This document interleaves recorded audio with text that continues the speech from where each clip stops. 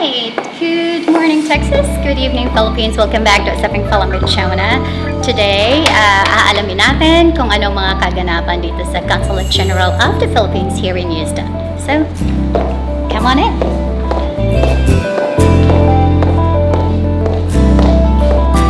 So, ito na yung pinaka-entrance nila.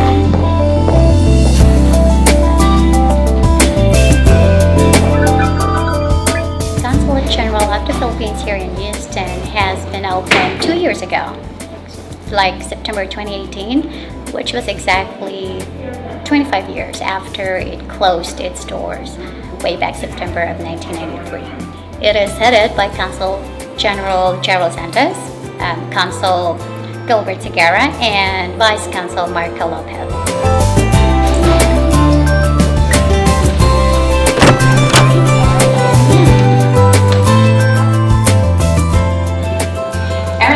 Inside of the Consulate General of the Philippines here in Houston, Texas, and with me is Consul Gilbert Segarra.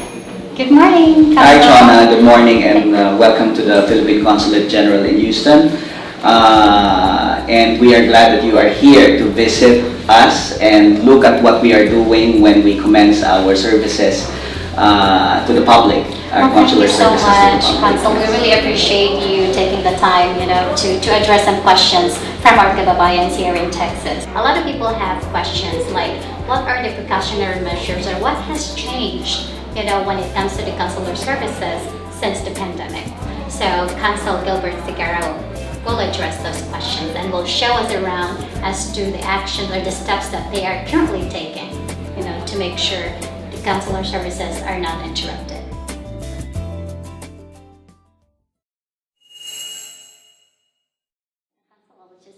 So CHONA, let's begin the tour. You can ask questions as we go along. But first, I want you to have a walkthrough of what we're doing right now. Okay. Of course, inside the building itself, there are sanitizing stations that clients can use at the lobby of the building. And then, upon entering the office, we have non-contact temperature check. Okay, so when you come in, this is where you need to go. Yeah, so check your temperature. 36.7. Oh, we're using Celsius. We're using Celsius here. This is Celsius. So I'm gonna check myself also. So 36. So to ensure that our clients have no fever or are not feeling well when they enter and have transaction here inside the consulate. So right now, actually when the lockdown happened, the consulate just closed the premises, but the services continued. So everything was done by mail. So clients can go to our website, download the form, see the procedures and the requirements, and then they send everything here by mail. We process it. Of course, the payment, the money order payment is already inside the envelope, and they have a self-addressed and stamped envelope, so that after we finish with the document, we immediately send back or mail back to the client. So we have an advisory actually. This is in our website and this is in our Facebook account as well, and the instructions are there.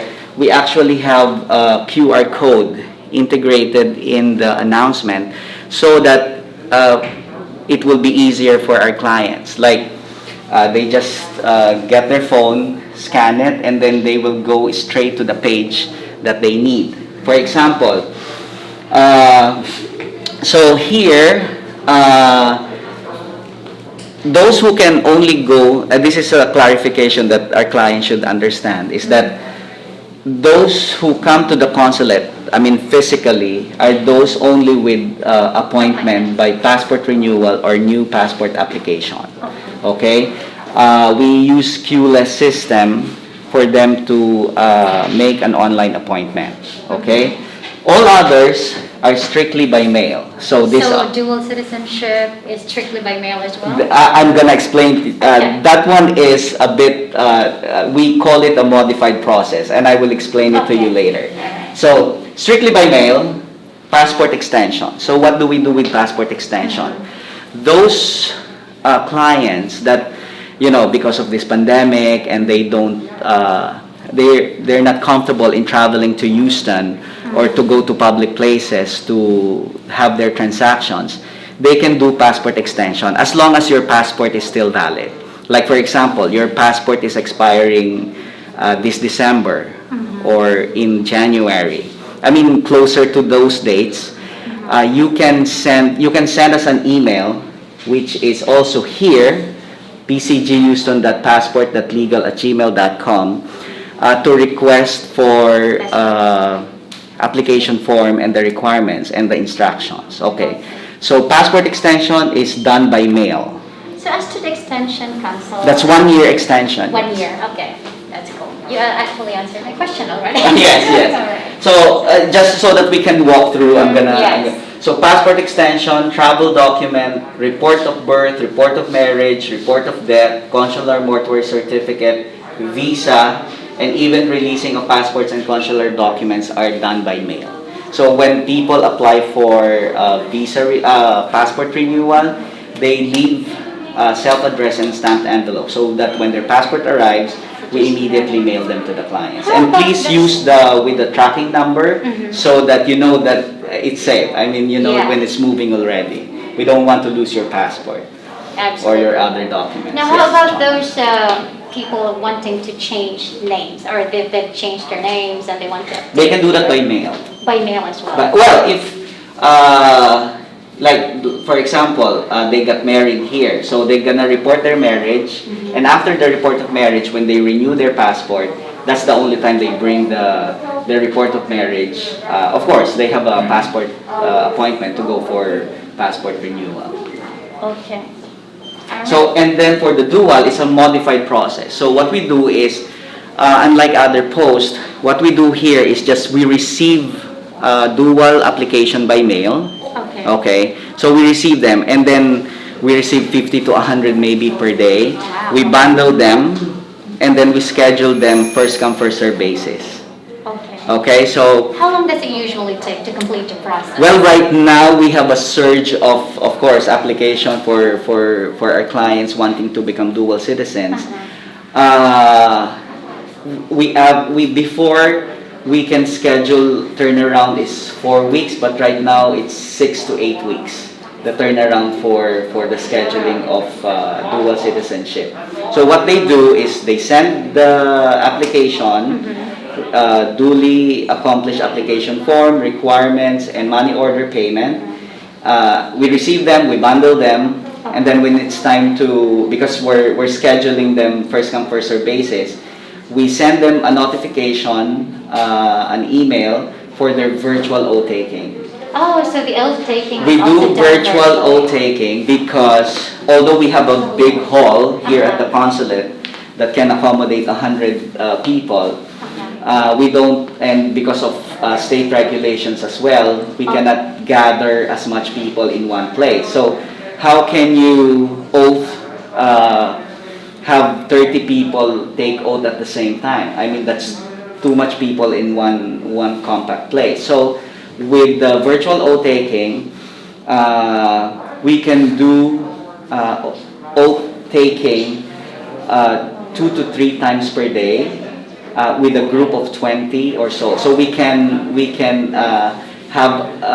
don't have physical limitation to a number of people that we can oath per day. Okay. So how are they notified of? By email. By email. By email. Okay. And then after that, they will also receive notification when can they claim their document. And that's why we call it the modified process. You mail your application, you do your oath taking virtually, but then by law, they need to come down here to the office to sign the document and at the same time to claim those documents as well. Oh, so once they are scheduled to go here, once they are scheduled to go here, the documents are actually ready. They just have to sign it. It will be signed by the consul or the vice consul. And then they can immediately get the 3 original documents that you can use now to travel to the Philippines using your US passport. But when it comes to that, picking up those documents, there is no need to set up an appointment. They just No, they can yeah, just come over they and- can just mail. Okay. So that's how that's the modified process. Uh, so we have here a list of emails as well, specific to their concerns, because I hope our clients understand that with the surge of calls, telephone calls, and with very limited personnel resources, we try as much as possible to manage it. But to ensure that your queries are answered, we encourage them to send by mail. To this. So can I can show you inside the Yes, consular sir. office. So again, we check your temperature before entering, and those who visit the consulate are those with online appointment for only passport renewal or new passport application. Okay. All others by mail, including visa, and also those And dual dual citizens citizen. who are claiming their documents, not submitting, but claiming already their finished dual citizenship papers, meaning they have already have taken their oath.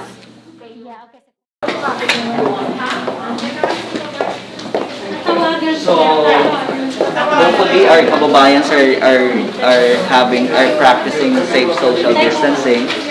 We have some marks on the floor for social distancing because we want to ensure that they are safe, of course. So we have here right now, what we have here inside are people scheduled.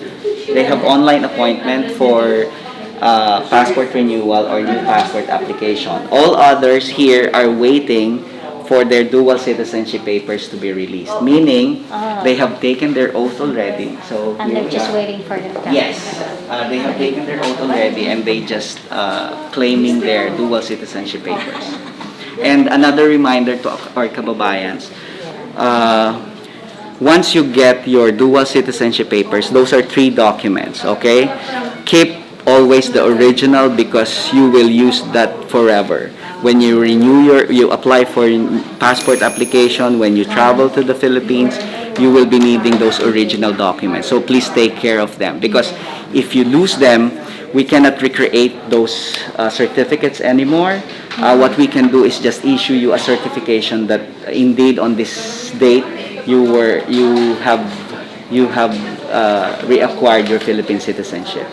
Because those documents we send to Manila, and because of course the repository of the permanent records would be the Bureau of Immigration in Manila. So for minors, okay, for example, the parents applied for dual citizenship and they have minor children, they can include them in the process. It's called a derivative process. So they will have their own IDs as well. I mean, Yeah. I call ID, but it's actually a letter-sized paper with the picture of the applicant. So here, even our seats are of course. Yeah, you can see the placed. seats are actually really strictly observing social distancing. Yes, and they are very masked, of course, to really be safe. I mean, we want to continue our services, but ensuring that our clients are safe and healthy. So that's it. So, So roughly, Consul, how do you know, like roughly how many passport applications are you processing in a day? well, right now, as you can see, the capacity here is not that much, and right now I think the state wants a 50 to 75% capacity. So we are below 50 per day. Okay. A lot of our kababayans, especially here in San Antonio, they have been complaining about making phone calls and nobody's answering. How do you address that? Okay, so and this challenge is of course being experienced by not only Houston but by all our offices. There's really an increase of calls. Okay, but we have been reminding, because understandably people want to have a personal connection. Like if I'm asking something, I want to speak with somebody to explain to me the requirements. And there is indeed an increase of telephone calls. Maybe our kababayans will notice that the phone lines are just ringing and ringing and ringing, and it's seemingly that no one is answering. But our trunk line system is designed in such a way that all the phones inside the office can receive the call. So it's just transferring from. So if two or three lines are engaged, okay, you cannot enter. Maybe I'm talking to a client. I have maybe 10 clients waiting in the line. But their phones I mean, it keeps ringing, but it doesn't mean that no one is answering. It means that a personnel from the consulate is engaged with the client. So that's why we encourage, as I explained earlier, and this is in our Facebook page and on our website, in our advisory, our advice really is for the clients to send their specific concern to specific emails created for us to be able to answer or address their concerns. So we have specific email for passport, for visa, for civil registration, meaning report of birth, report of death, report of marriage, assistance to nationals for those needing assistance. So we have specific emails for those, so that, and we try our best that within 24 hours we are able to give our reply. Alright, so there you go. Sana po maintindihan ninyo nating lahat na ginagawa po namin itong mga measures na ito para rin po sa inyong kapakanan, sa inyong kaligtasan. Kasi ho, sabi ko nga po kanina at inuulit ko lang sa Tagalog, ito hong mga nandito sa amin ngayon ay may online appointment ng passport.